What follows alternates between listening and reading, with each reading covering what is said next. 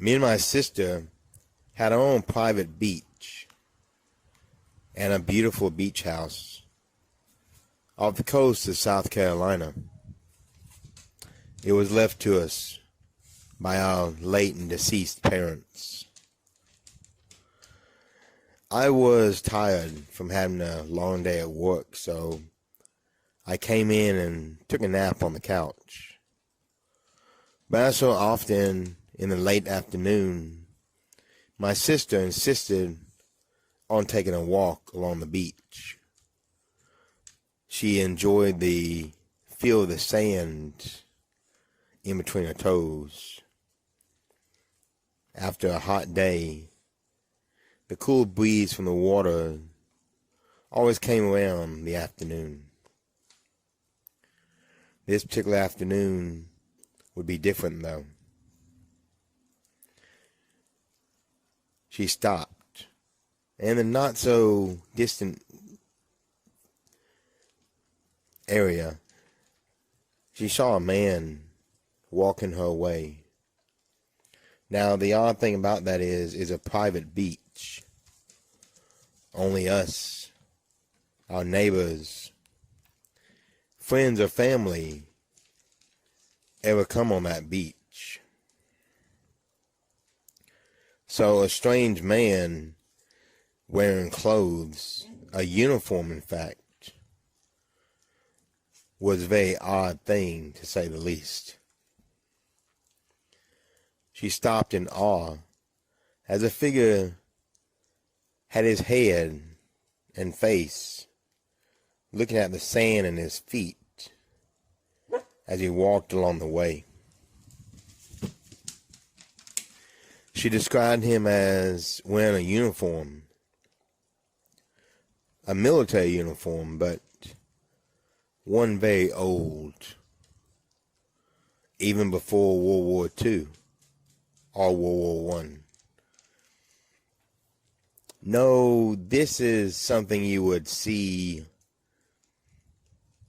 the Royal Navy wear in a pirate movie. I know, but she swears that's how he looked. She stopped and watched him as he approached, trying to call his name and ask him what he was doing on our beach. He never answered. Then when he got within 10 feet of her, he stopped, raised his head up, and looked at her in the face. Her mouth dropped. The blood came from her face as she became quite pale, she believes. The reason is this man in an old uniform walking along our beach was transparent. He was gray in color,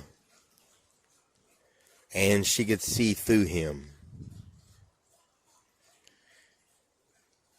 But here he was, looking at her. Well, he told her that she was in great danger. There's a terrible storm coming, and she needs to leave this place with Godspeed. If she leaves now, her home will have no damage come to it. But if she waits for the storm and does not heed this warning, her home will be destroyed. And with that, he turned, walking toward the ocean, and seemed to disappear in its waves. She stood there for a minute, blinking, trying to put together what she just saw and heard. And then the reality hit her. this wind is a lot colder and a lot more stronger than it usually is. And something in the back of her mind told her, we need to leave. And we need to leave now. She came running back into the house, shaking me violently until I finally woke up. And my response was, what is your problem? She said we have no time and we need to leave now. She ran into the bedroom and started throwing some things in the bag. And then she told me to get my butt up and pack because we're leaving. I shook my head and asked her, what is the problem? And she said, I don't want to hear it. We're leaving now. I'll tell you along the way. So I got up, threw my stuff together, and we hopped in the car to drive away. There's a lot of times you have to evacuate your home while living on the beach. So having a quick bag and staying in a hotel is nothing new. In fact, we had a regular hotel that we stayed at, and the management knew us as we had to evacuate quite often. We called them up and they said they have a room available, and it's a good thing because they heard a hurricane, a bad hurricane, is moving inland toward our homes. I got off the phone with the management, and I turned and asked my sister, what is going on and how did you know there's a storm coming in? That's when she told me the tale of the gray man. I laughed.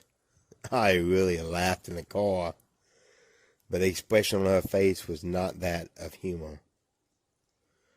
So I stopped and asked her for details, and she told me everything she witnessed. Now, my sister's not a stupid little kid. She's fresh out of college and trying to find a job and a place in the world, so she's staying at home while I pay the bills. But she's not a stupid kid. And when her face became so serious compared to her usual laughter and giggle, I stopped and realized she's onto something, because she's never this serious. Well, sure enough, the hurricane came and went. And after about a week, we returned to our home on the beach. The funny thing is, a lot of houses and buildings along the way to our home has taken a lot of damage. Trees falling, wires laying on the ground, power poles broken in half. As we got closer to the beach, we noticed a lot of our neighbors had the same problems. So my first thought is, oh my God, how expensive did this hurricane cost us? What kind of damages did it do to our home? And what am I going to have to pay for? Apparently nothing. Because when I got home, there's no damage whatsoever to our house.